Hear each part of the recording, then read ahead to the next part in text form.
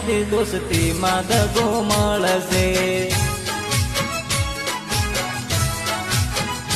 હું જેને સમજતો હું કાળજા કેરો કટકો કરી ગયા એ તો ભાઈબંધીમાં દગો.